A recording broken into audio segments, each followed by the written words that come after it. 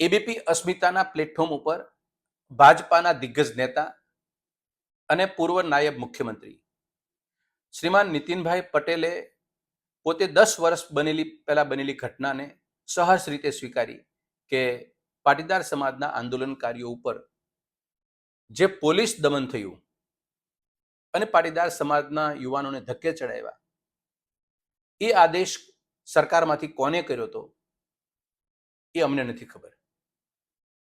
એને ચિંતા વ્યક્ત કરતા એ પણ કીધું કે મુખ્યમંત્રી આનંદીબેન પટેલ પણ ચિંતા કરતા હતા કે આ આદેશ કોને કર્યો એ મને પણ ખબર નથી. બદકિસ્મતી અને રાજનીતિની કરુણતા જુઓ, 10 વર્ષ પછી પણ આ પ્રશ્ન હજી લોક એન્ડ કી કન્ડિશનમાં પડેલો છે. ભારતીય જનતા પાર્ટીની સરકારના નેતાઓ એક બાજુ એમ બોલે છે પાટીદાર સમાજ અને ભાજપ એ નાડી નાભીના સંબંધમાં બેઠો છે. ભારતીય જનતા પાર્ટીની સરકારમાં ભાજપાના પ્રદેશ પ્રમુખ એ પાટીદાર હતા.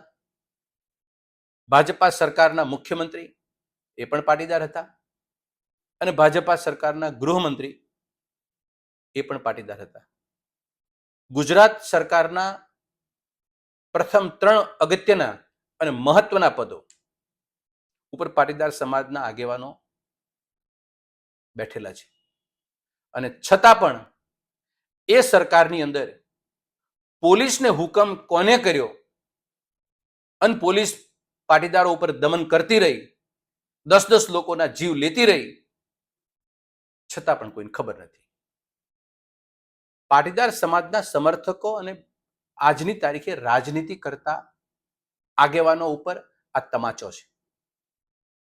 આનાથી મોટી પાટીદાર સમાજની રાજકીય પ્રભુત્વ ક્યારે બનવાનું નથી. અને આવા મજબૂત રાજકીય પ્રભુત્વ વચ્ચે પાટીદાર સમાજ ગુજરાતનો ધોકા ખાતો હતો. આ ઇતિહાસ ઉપર લખાઈ ગયું. અને આનો નિચોડ અને નિષ્કર્ષ તો એ નીકળ્યો કે પાટીદાર સમાજના લોકોને ધોકા મારીને મુખ્યમંત્રી પદ છીનવી લીધું. આ કરનાર છે કોણ? આ કારસ્તાન કોનું? આનો માસ્ટર માઇન્ડ કોણ? રાજનીતિમાં છો તો વિચારી શકાયું છે કે આનો માસ્ટર માઇન્ડ કોણ છે. કાલ તો એવું બનશે કે પાટીદાર સમાજને અત્યારે ધોકા મારવાનું શરૂ કરજો 2026માં, એટલે ભૂપેન્દ્રભાઈ પટેલ નામના મુખ્યમંત્રીનું પદ પણ એને છીનવી લો. એટલે પાટીદાર સમાજને ધોકા મારો, એના પદ છીનવો. પાટીદાર સમાજને ધોકા મારો, એને મહત્વના પદ ઉપરથી હટાવો. ભાજપાની સરકારના શિરમોર નેતાઓએ તો પાટીદાર સમાજનું પોસ્ટમોર્ટમ કરી નાખેલું છે. એ તમામ પ્રકારના ગણિત પાટીદાર સમાજના એમની પાસે છે. સવાલ અહીંયા એ છે કે આજે પાટીદાર સમાજની ચર્ચા છે, કાલ કોઈ અન્ય સમાજની ચર્ચા થશે. પ્રભુત્વ તમારું બન્યું એટલે તમને ધોકા પડવાના. પ્રભુત્વ તમારું બન્યું એટલે પદથી ભ્રષ્ટ કરવાના.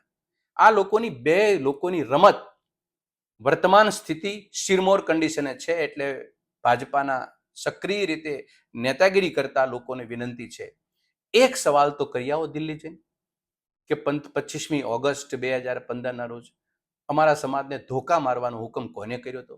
આટલી હિંમત તો કરો, આટલી હિંમત તો કરો. અફીણી ઘેનમાંથી બહાર નીકળી અને ઘોર નિંદ્રાનીમાંથી બહાર નીકળી આ હિંમત કરો અને સાચા પાટીદાર તરીકેનું તમારું કૌતુક બતાવો.